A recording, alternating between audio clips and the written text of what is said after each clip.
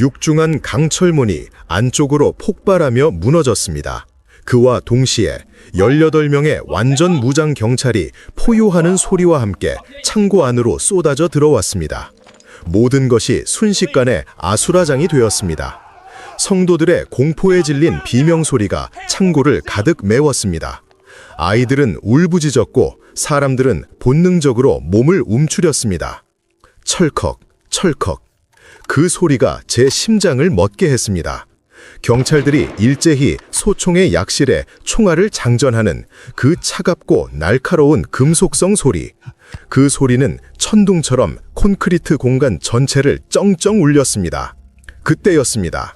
지휘관인 이 대장이 성난 황소처럼 제게로 곧장 걸어왔습니다. 그는 제 머리에 차가운 권총을 망설임 없이 겨누었습니다. 총구의 냉기가 제 관자놀이를 통해 뼛속까지 파고드는 것 같았습니다. 그가 제 귀에 대고 지옥에서 울려 퍼지는 듯한 목소리로 고함을 질렀습니다. 모두 무릎 꿇어, 전부 벽을 보고 엎드려, 당장! 우리는 덫에 갇힌 쥐였습니다. 완벽하게 포위되었습니다. 하지만 그 순간 저를 가장 두렵게 하고 제 피를 차갑게 식게 만든 것은 제 머리에 닿은 그 차가운 총구가 아니었습니다. 그것은 바로 오늘 이곳에 모인 우리 200명의 성도들 중에 우리의 모임 시간과 장소를 경찰에게 밀고 한 배신자가 있다는 끔찍한 사실이었습니다. 어떻게 우리가 이 지경까지 이르게 되었을까요? 제 이름은 강 목사입니다. 1999년 중국에서 우리가 주님을 예배하는 것은 불법이었습니다. 정부는 모든 가정교회를 사교로 규정하고 무자비하게 탄압했습니다. 저는 그곳에서 8년째 지하교회를 이끌고 있었습니다. 처음에는 제 작은 아파트 거실에서 단 5명의 성도와 함께 시작했습니다. 하지만 하나님의 은혜는 놀라웠습니다. 아멘. 박해 속에서도 말씀에 대한 갈망은 불타올랐고 8년 아멘. 만에 우리 성도들은 200명이 넘었습니다. 하지만 성장은 곧 위험을 의미했습니다. 200명이라는 숫자는 더 이상 작은 아파트에 숨을 수 없다는 뜻이었죠. 우리는 생존하기 위해 끊임없이 움직여야 했습니다. 우리는 12개의 비밀 장소를 정해두고 예배를 드렸습니다. 매주 다른 곳이었죠. 어떤 날은 인적이 드문 농장의 낡은 헛간에서 모였습니다. 또 어떤 날은 깊은 산속 무덤들 사이에서 새벽 이슬을 맞으며 예배를 드렸습니다.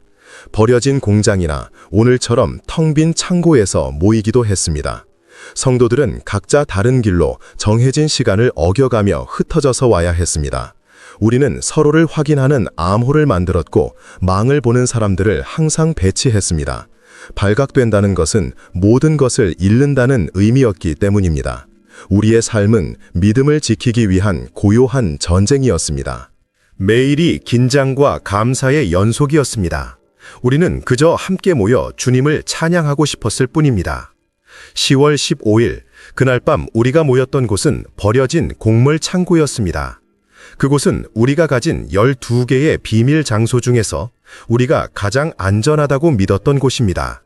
이유는 여러 가지였습니다. 일단 도심에서 멀리 떨어져 있어 인적이 드물었습니다. 그리고 무엇보다도 그 두꺼운 콘크리트 벽이 우리의 뜨거운 찬송 소리를 외부로 새나가지 않게 완벽하게 막아주었습니다. 우리는 만일의 사태에 대비해 여러 개의 비상 탈출구도 미리 확인해 두었습니다. 사실 우리는 이미 몇 차례나 이곳에서 발각되지 않고 무사히 예배를 드린 경험이 있었습니다. 그래서 그날 밤 어쩌면 제 마음속에는 이제는 괜찮을 거라는 작은 안도감이 있었는지도 모릅니다. 저는 그날 밤 성도들과 나눌 말씀으로 다니엘서를 준비했습니다. 불타는 풀무불과 사자굴 속에서도 다니엘을 지키신 그 신실하신 하나님에 대해 설교할 참이었습니다. 하지만 저는 그때 미처 몰랐습니다. 제가 다니엘의 이름을 입에 올리기도 전에 불과 몇 분 뒤에 우리 200명의 성도들이 우리 자신의 사자굴 한복판으로 던져지게 될 줄은 말입니다. 이 대장이 제 앞에 서서 바닥에 떨어진 제 낡은 성경책을 군홧발로 툭 찼습니다. 그의 얼굴에는 모든 것을 안다는 듯한 그 잔인한 미소가 걸려 있었습니다. 강 목사, 그가 차갑게 말했습니다. 우리가 다 알고 있을 줄은 몰랐나. 너희가 오늘 여기에 모일 시간, 정확한 장소, 심지어 몇 명이 모일 것인지까지 우리는 모든 것을 알고 있었다. 제 심장이 쿵 하고 바닥으로 떨어졌습니다. 어떻게? 우리의 계획은 완벽했습니다. 망을 보는 사람들도 있었습니다. 이 대장은 제 생각을 읽는 듯 비웃었습니다. 너희들 중 하나가 아주 협조를 잘 해주었거든. 우리가 누군지 궁금하지 않나? 그는 마치 승리를 만끽하듯 잠시 저를 바라보더니 제 귓가에 독을 붓듯이 그 이름을 속삭였습니다. 박집사. 그 이름을 듣는 순간 제 머릿속이 하얗게 변했습니다. 박집사님, 아니, 그럴 리가 없습니다. 수십 명의 다른 이름이 스쳐 지나갔지만 절대로 그 이름만은 아니었습니다. 박집사님은 일흔이 넘으신 할머니였습니다. 교회에서 가장 온유하고 누구보다 신실하게 주님을 섬기던 분이었습니다. 그녀의 주름진 손은 언제나 기도를 위해 모아져 있었고 그녀의 따뜻한 미소는 모두에게 평안을 주었습니다. 믿을 수가 없었습니다. 박집사님이라고. 제 목소리가 저도 모르게 떨려 나왔습니다. 그 순간 저는 총구보다 더 차갑고 고통스러운 무언가가 제 심장을 꿰뚫는 것을 느꼈습니다. 저는 그 자리에 얼어붙었습니다. 박 집사님이라고. 아니야, 그럴 리가 없어. 수많은 이름 중에 왜 하필 박 집사님이란 말인가. 그분은 일흔이 넘은 할머니입니다. 교회에서 가장 구석진 자리에 앉아 누구보다 조용히 그리고 가장 뜨겁게 기도하던 분이었습니다. 그녀의 주름진 손은 성경을 읽느라 닳아 있었고 그녀의 재산은 굶주린 이들을 위해 쓰였습니다. 어떻게 그분이... 제 마음속에서 고통스러운 절규가 터져 나왔습니다. 주님, 어찌하여 이 일입니까? 그 순간 배신감보다 더 큰 절망감이 제 온몸을 휘감았습니다. 이것은 단순한 배신이 아니었습니다. 이것은 제 믿음의 기둥 하나가 무너지는 소리였습니다. 이 대장은 제 고통을 즐기기라도 하듯 그 끔찍한 세부 사항들을 덧붙였습니다. 그 늙은이가 3주 전에 체포됐지. 처음에는 입을 굳게 닫고 있더군. 그의 목소리는 얼음장처럼 차가웠습니다. 하지만 우리가 방법이 좀 있지. 며칠간의 대화 끝에 결국 모든 것을 털어놓더군. 너희들의 이름, 장소, 시간까지 전부. 대화라는 단어가 제 심장을 찔렀습니다. 그것은 고문을 의미했습니다. 그들은 그 연약하고 늙은 몸에 감히 상상할 수도 없는 짓을 저지른 것입니다. 그 순간 제 마음속의 분노와 원망이 눈 녹듯이 사라졌습니다. 제 심장이 완전히 무너져 내렸습니다. 분노가 있던 자리를 그보다 훨씬 더 깊은 슬픔과 자비심이 채웠습니다. 오 주님, 저는 속으로 울부짖었습니다.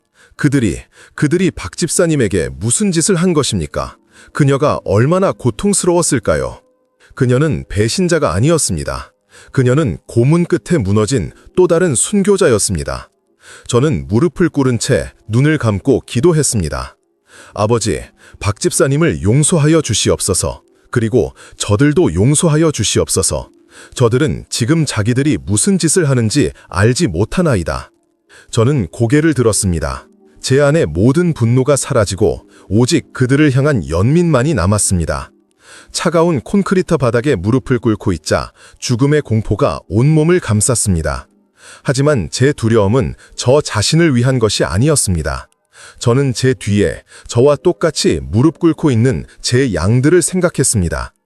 여든이 넘으신 평생을 과부로 살며 주님만 섬겨온 리 할머니, 이제 막 16살이 되어 주님을 위해 살겠다고 고백했던 청년 토미, 갓난아기를 품에 안고 공포에 떨고 있는 젊은 부부, 그들은 모두 저를 믿고 이곳에 온 사람들입니다. 제가 이들의 목자였습니다. 제가 이들을 안전하게 지켜야 했습니다. 그런데 지금 제가 이들을 죽음의 구덩이로 인도한 셈이 되었습니다. 주님, 차라리 저만 데려가십시오.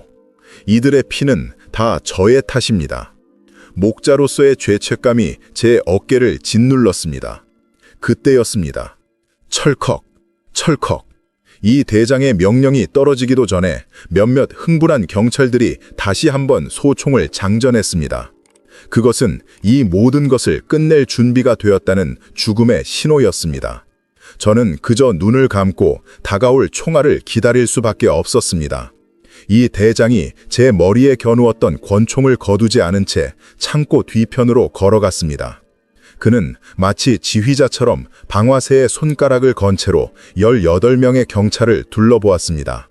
그의 눈에는 한치의 망설임도 없었습니다. 그는 제복에서 나는 담배 냄새와 총기름 냄새를 풍기며 다시 제게로 걸어왔습니다.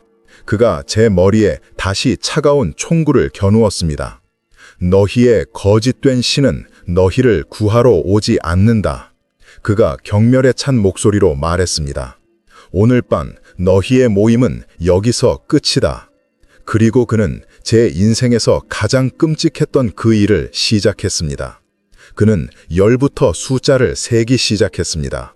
아주 천천히 각 숫자를 승리처럼 음미하며 외쳤습니다. 10. 그의 목소리가 텅 빈 창고를 울렸습니다. 그 소리는 마치 망치처럼 제 머리를 내리쳤습니다. 경찰들이 일제히 마지막으로 안전장치를 푸는 소리가 들렸습니다. 9. 바로 그때였습니다. 제 뒤편 어딘가에서 한 어머니가 도저히 참을 수 없다는 듯 떨리는 목소리로 주기도문을 속삭이기 시작했습니다. 하늘에 계신 우리 아버지여. 8. 그 작은 속삭임은 즉시 번져나갔습니다. 한 사람 또 한 사람, 더 많은 목소리가 그 기도에 동참하기 시작했습니다. 처음에는 작은 속삭임이었지만 곧 절박한 기도의 물결이 되어 창고 안으로 퍼져나갔습니다. 이것은 죽음을 앞둔 자들의 마지막 호소였습니다. 7. 경찰들이 사격 자세를 취하며 지정된 목표물 뒤에 자리를 잡았습니다. 저는 눈을 감았습니다. 주님, 제 영혼을 받으소서. 이 가엾은 양들을 받아주소서. 6. 기도 소리는 점점 더 커졌습니다. 아니, 간절해졌습니다. 성도들은 죽음 앞에서 더 이상 자신의 목소리가 발각될까 두려워하지 않았습니다. 그들은 울부짖으며 기도했습니다. 두려움에 떠는 아이들을 꼭 껴안은 채 부모들은 눈물로 기도했습니다. 5. 기도의 속삭임과 울음소리가 뒤엉켜 창고를 가득 채우던 바로 그 순간, 넷. 모든 소리를 뚫고 한 아이의 맑은 목소리가 울려 퍼졌습니다. 8살쯤 된 어린 아이였습니다. 그 아이가 그 공포의 한가운데서 찬송을 부르기 시작했습니다. 그것은 죽음의 공포 속에서 피어난 가장 순수하고 깨끗한 천상의 소리 같았습니다. 셋. 기적 같은 일이 벌어졌습니다. 그 아이의 노래를 듣고 다른 아이들이 그 노래를 따라 부르기 시작했습니다. 그들의 순수하고 떨리는 목소리가 이 끔찍한 처형장을 거룩한 예배당으로 만들기 시작했습니다. 2. 아이들의 찬송 소리에 울며 기도하던 어른들도 하나둘씩 기도를 멈추고 노래에 동참했습니다. 우리는 모두 함께 노래하기 시작했습니다. 눈물을 멈추지 못한 채 우리는 노래했습니다. 이것이 우리의 마지막 예배였습니다. 우리는 18개의 총구 앞에서 우리의 마지막 숨을 다해 주님을 찬양했습니다. 찬송 소리가 절망을 밀어내고 창고 전체를 가득 채웠습니다. 이 대장의 얼굴이 당혹감과 분노로 일그러졌습니다. 그는 이런 것을 예상하지 못했습니다. 그는 비명과 자비를 구하는 소리를 원했을 것입니다. 그는 우리의 찬송을 멈추기 위해 모든 것을 끝내기 위해 고함을 질렀습니다. 그가 마지막 숫자를 외치기 위해 입을 크게 벌렸습니다. 그 마지막 라는 단어가 채 끝나기도 전에 창고를 가득 채웠던 그 눈부신 빛 속에서 모든 것이 정지했습니다. 우리를 향해 고둥치던 증오와 살이, 그 모든 것이 멈췄습니다. 저는 눈을 떴습니다. 경찰들은 그 자리에 그대로 굳어 있었습니다. 살아있는 조각상처럼 완벽하게 멈춰서 있었습니다.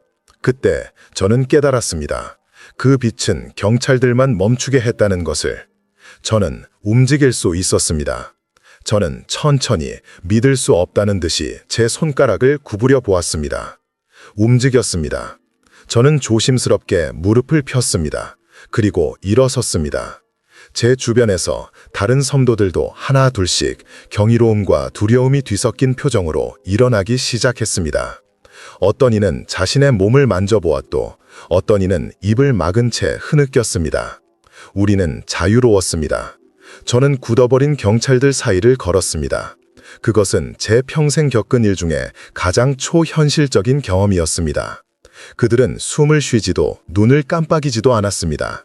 한 경찰은 방화쇠에 손가락을 건 채로 굳어 있었고 다른 경찰은 고함을 지르던 그 표정 그대로 멈춰 있었습니다. 하지만 그들의 눈, 오 하나님, 그들의 눈은 살아 있었습니다. 그들의 눈동자는 공포에 질려 미친 듯이 흔들리고 있었습니다. 그들은 모든 것을 보고 모든 것을 느끼고 있었습니다. 자신의 몸이라는 감옥에 갇힌 채 우리가 그들 사이를 걷는 것을 지켜보고 있었습니다. 그들의 눈은 비명을 지르고 있었습니다. 이게 무슨 일인가? 농부인 왕 형제가 천천히 한 경찰에게 다가가 그의 굳어버린 손에서 소총을 부드럽게 빼냈습니다. 경찰의 눈이 그를 따라 공포에 질려 움직였습니다. 총은 아무런 저항 없이 손에서 빠져나왔습니다. 이 믿을 수 없는 고요함, 이 거룩한 정적은 계속되었습니다. 저는 제 낡은 손목시계를 보았습니다. 시간은 흐르고 있었습니다. 1분, 5분, 10분. 빛은 사라지지 않았고 그들은 움직이지 않았습니다. 이 모든 일이 정확히 17분 동안 지속되었습니다. 17분간 우리는 죽음의 문턱에서 하나님의 임재 한가운데로 옮겨졌습니다. 그리고 17분이 거의 지났을 때였습니다. 모든 시선이 다시 이 대장에게로 향했습니다. 그는 마지막 숫자 하나를 외치기 위해 입을 크게 벌린 채로 굳어 있었습니다. 그런데 그의 턱이 부자연스럽게 마치 인형처럼 천천히 움직이기 시작했습니다. 덜그럭, 덜그럭. 그의 입이 귀괴하게 움직였습니다. 그리고 그의 입에서 목소리가 터져 나왔습니다. 그것은 이 대장의 목소리가 아니었습니다. 절대로 아니었습니다. 이 대장의 목소리는 날카롭고 교활했습니다. 하지만 이 목소리는 창고 전체를 울리는 땅의 기초가 흔들리는 듯한 수천 년의 무게를 가진 깊은 울림이었습니다. 그것은 단순한 소리가 아니었습니다. 그것은 권능 그 자체였습니다. 제 뼈와 영혼이 그 소리 앞에서 진동했습니다. 그 목소리가 이 대장의 입을 빌려 우리에게 선포했습니다. 나는 스스로 있는 자니라. 창고 안의 공기가 그 말씀의 무게에 짓눌리는 듯 했습니다. 굳어있던 경찰들의 눈이 공포를 넘어선 경악으로 터질 듯이 커졌습니다. 그 음성이 다시 한번 천둥과 같이 우리 모두의 운명을 결정지으며 선포했습니다. 나의 기름 부음 받은 자를 손대지 말라. 그 순간 우리는 알았습니다. 우리는 구출된 것이 아니었습니다. 우리는 목격한 것이었습니다. 하나님께서 친히 이곳에 강림하셨습니다. 그 거룩한 음성이 사라진 후 몇 초간의 정적이 흘렀습니다. 그리고 우리를 감싸고 있던 그 순백의 빛이 마치 황혼이 물들듯이 천천히 아주 부드럽게 옅어지기 시작했습니다. 빛이 약해지면서 창고의 차가운 공기가 다시 느껴졌습니다. 동시에 멈춰있던 경찰들의 몸이 풀리기 시작했습니다. 먼저 그들의 눈꺼풀이 파르르 떨렸습니다. 손가락이 경련하듯 움직였고 누군가는 굳어있던 팔다리를 움직이기 시작했습니다. 그들은 다시 움직일 수 있게 되었습니다. 저는 숨을 죽였습니다. 이제 그들이 방화쇠를 당길 것인가? 우리의 운명은 다시 그들의 손에 달렸습니다. 하지만 그들 중 누구도 총을 쏘지 않았습니다. 그들은 무기를 잡거나 처형을 계속하려 하지 않았습니다. 대신 완전히 움직일 수 있게 된 첫 번째 경찰이 20살도 채 되어 보이지 않는 가장 어린 경찰이 그 자리에 쿵 하고 무릎을 꿇었습니다. 그는 자신의 소총을 바닥에 떨어뜨렸습니다. 그리고 두 손에 얼굴을 묻고 어린아이처럼 통제할 수 없이 흐느끼기 시작했습니다. 그의 어깨가 격렬하게 떨렸습니다. 그는 눈물 사이로 우리를 향해, 아니 허공을 향해 같은 말만 계속해서 반복했습니다. 용서해 주십시오. 제가 몰랐습니다. 용서해 주십시오. 그때 이 대장이 움직였습니다. 그는 자신의 목소리를 되찾았습니다. 하지만 그의 목소리는 더 이상 지휘관의 것이 아니었습니다. 그는 공포에 질려 거의 알아들을 수 없을 정도로 떨리는 목소리로 제게 물었습니다. 그의 눈은 방금 자신의 입으로 신의 목소리를 내뱉은 그 충격에서 벗어나지 못하고 있었습니다. 당신들은 도대체 어떤 신을 섬기는 겁니까? 그의 질문이 창고 안에 울려 퍼지던 바로 그 순간이었습니다. 또 다른 기적이 시작되었습니다. 음악이었습니다. 아니, 그것은 세상의 음악이 아니었습니다. 어떤 악기나 사람의 목소리에서 나오는 것이 아니었습니다. 그 음악은 이 창고의 공기 자체에서, 벽에서, 빛이 사라진 그 허공에서 흘러나오기 시작했습니다. 그것은 제가 평생 들어본 적 없는 가장 아름답고 가장 슬프고 가장 거룩한 멜로디였습니다. 그 멜로디는 마치 하늘의 군대가 방금 일어난 이 모든 일을 기념하며 연주하는 것 같았습니다. 그 음악은 우리의 귀로 들리는 것이 아니라 우리의 영혼으로 직접 스며드는 것 같았습니다. 그 초자연적인 음악이 우리 모두를 감쌌습니다. 그것은 경찰들에게 마지막 일격이었습니다. 그들의 강철 같던 의지, 그들의 무신론, 그들의 잔인함이 그 거룩한 멜로디 앞에서 완전히 녹아내렸습니다. 1명, 2명, 경찰들이 자신의 무기를 콘크리트 바닥에 내려놓기 시작했습니다. 그들은 무릎을 꿇었습니다. 명령에 의해서가 아니라 그들을 압도하는 거룩함 앞에서 더 이상 서 있을 수 없었기 때문입니다. 저격수였던 윤 경관도, 그리고 방금 제게 질문을 던졌던 이 대장까지도 모두가 그 차가운 바닥에 무릎을 꿇었습니다. 그들은 자신들이 죽이려 했던 우리를 바라보며 울부짖었습니다. 그날 밤 그 창고에서 우리를 처형하기 위해 왔던 18명의 경찰 중 13명이 자신들의 목격한 하나님 앞에 무릎을 꿇고 눈물로 그들의 생명을 바쳤습니다. 그 거룩한 음악 속에서 새로 거듭난 13명의 경찰들이 바닥에 엎드려 울부짖고 있었습니다. 하지만 제 시선을 사로잡은 사람이 있었습니다. 그는 조 경관이었습니다. 다른 경찰들이 경외감과 회개 속에서 조용히 무릎을 꿇었다면 조 경관은 달랐습니다. 그는 이 지역에서 가장 잔인하기로 악명 높은 자였습니다. 그는 단순히 명령을 따르는 자가 아니었습니다. 그는 우리의 고통을 진심으로 즐겼던 자입니다. 그는 노인들을 거칠게 밀치고 아이들에게 고함을 지르며 우리의 신앙을 모욕하는 것에서 기쁨을 찾던 사람이었습니다. 그랬던 조 경관이, 그는 무릎을 꿇은 것이 아니었습니다. 그는 창고 바닥에 완전히 쓰러져 있었습니다. 그는 짐승처럼 울부짖으며 자신의 머리를 콘크리트 바닥에 찍고 있었습니다. 그는 용서를 구하지 않았습니다. 그는 자신의 죄를 토해내고 있었습니다. 그 거룩한 빛과 음악이 그의 영혼 가장 깊은 곳에 숨겨져 있던 모든 죄악을 끄집어낸 것 같았습니다. 내가 그들을 때렸소. 그가 울부짖었습니다. 내가 그 늙은이들을 고문했소. 그들이 예수의 이름을 부를 때마다 나는 더 세게 그들을 때렸단 말이오. 그의 목소리는 고통으로 갈라져 있었습니다. 그는 고개를 들지 못한 채 바닥을 주먹으로 내리쳤습니다. 나는 그들의 성경을 불태웠소. 내가 직접 불을 붙였소. 그는 흐느꼈습니다. 그들의 가족이 보는 앞에서 나는 그들의 성경책을 불태우며 비웃었소. 너희 신이 어디 있느냐고, 이 불도 끄지 못하느냐고. 내가 그랬단 말이오. 그것은 제가 들어본 가장 끔찍한 고백이었습니다. 그의 영혼이 그가 저지른 모든 죄의 무게에 짓눌려 산산조각 나고 있었습니다. 그는 거룩함 앞에서 자신이 얼마나 끔찍한 죄인인지를 깨달아버린 것입니다. 저는 그를 바라보았습니다. 조금 전까지만 해도 저를 죽이려 했던 제 성도들을 고문했던 원수, 그가 지금 제 앞에서 완전히 부서져 있었습니다. 저는 천천히 일어섰습니다. 저는 눈물로 기도하는 제 성도들 사이를 지나갔습니다. 저는 무릎 꿇고 있는 이 대장과 윤 경관을 지나쳤습니다. 저는 바닥에 쓰러져 울부짖고 있는 조 경관에게로 걸어갔습니다. 그는 제 발소리를 들었는지 아니면 어떤 위협을 느꼈는지 고개를 들었습니다. 그의 눈은 핏발이 서 있었고 공포와 죄책감으로 가득 차 있었습니다.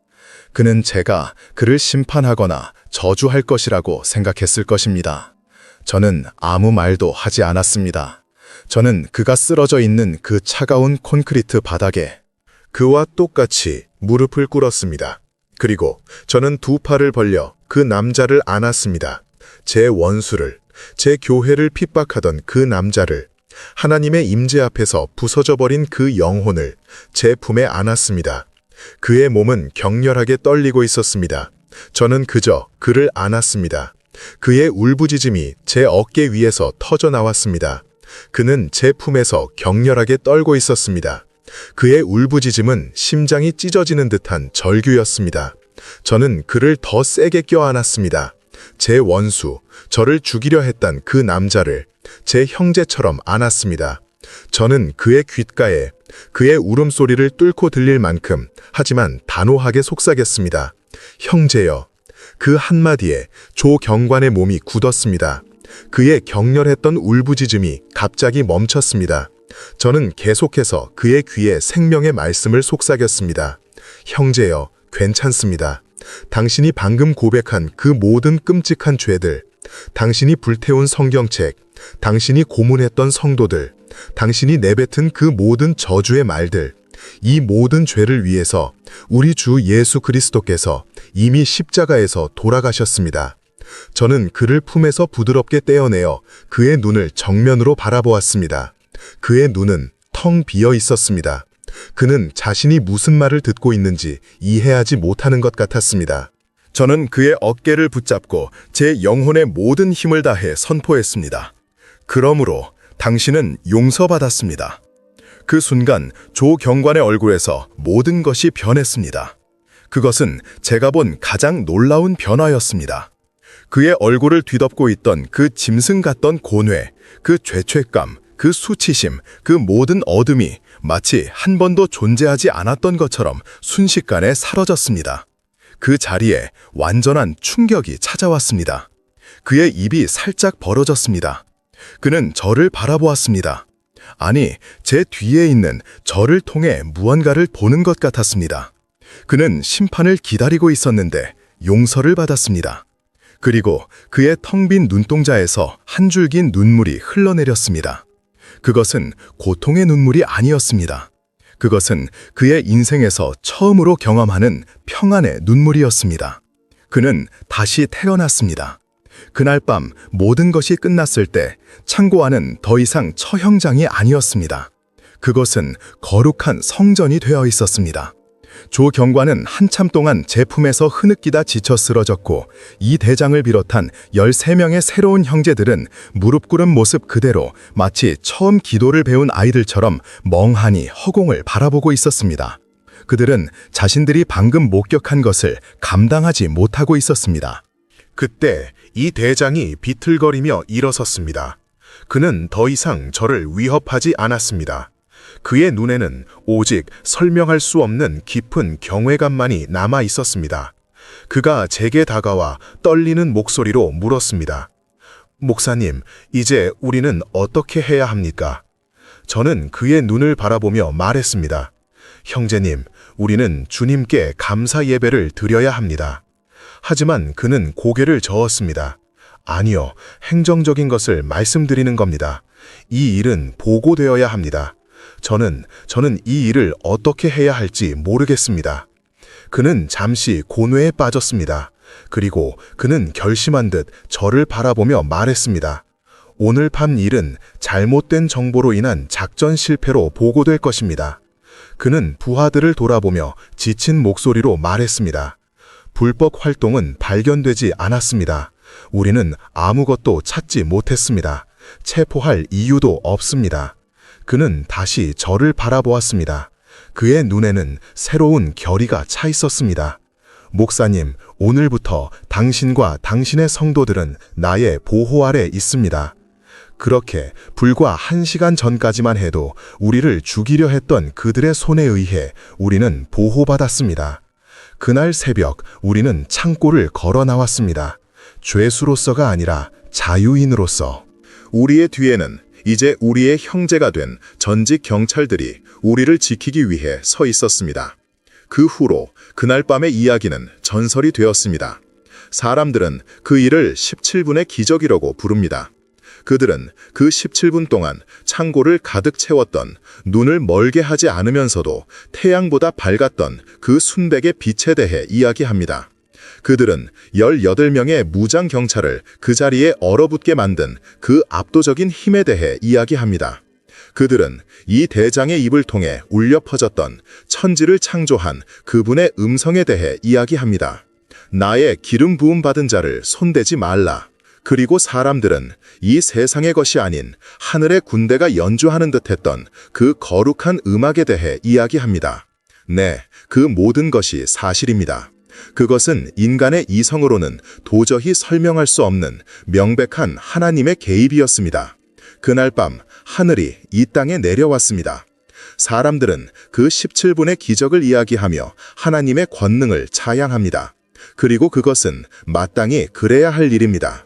하지만 저에게 그날 밤 가장 크고 가장 심오했던 기적은 하늘에서 쏟아진 그 눈부신 빛이 아니었습니다. 물론 18명의 군인을 그 자리에 멈추게 한 그 권능은 살아계신 하나님의 명백한 증거였습니다. 하지만 저는 그보다 더 놀라운 기적을 보았습니다. 저에게 가장 큰 기적은 제가 제 원수였던 조 경관의 곁에 똑같이 무릎을 꿇고 그를 제 두 팔로 안아줄 수 있었다는 그 순간입니다. 하나님의 진정 권능은 무기를 든 손을 멈추게 하는 힘이 아니라 증오로 가득 찼던 제 마음을 용서로 채우신 힘이었습니다. 진정 기적은 하늘의 빛이 아니라 한 인간의 마음속에 일어난 빛이었습니다.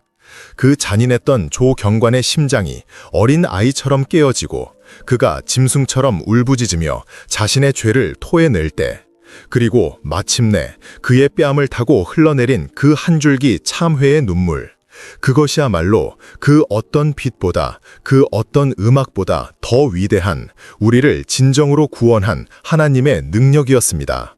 그것이 바로 복음의 능력이었습니다. 하나님의 기적은 이처럼 우리에게 다양한 모습으로 찾아옵니다. 어떤 이에게는 오늘 우리가 경험한 것처럼 모두가 볼 수 있는 그 눈부신 빛으로 화려하게 임하기도 합니다. 하지만 더 자주 하나님의 기적은 조용한 속삭임으로 임합니다. 폭풍우 속에서 우리를 건져주시는 것이 아니라 그 폭풍우 한가운데서 우리 마음을 붙들어 주시는 그 완벽한 평안함으로 임합니다. 분명 총구가 저를 겨누고 있던 처형의 순간이었지만 저는 그날 밤 제 평생 느껴보지 못한 가장 완벽한 평안을 경험했습니다. 여러분의 삶은 어떻습니까? 주님께서 여러분의 삶에는 어떤 평안과 용서를 주셨습니까? 아마도 여러분의 기적은 모든 문제가 해결되는 것이 아니라 그 문제 속에서도 주님을 찬양할 수 있는 그 내면의 기적일지도 모릅니다. 여러분이 경험한 그 놀라운 평안의 이야기, 그 용서의 이야기를 이곳에 댓글로 함께 나누어 주시길 부탁드립니다.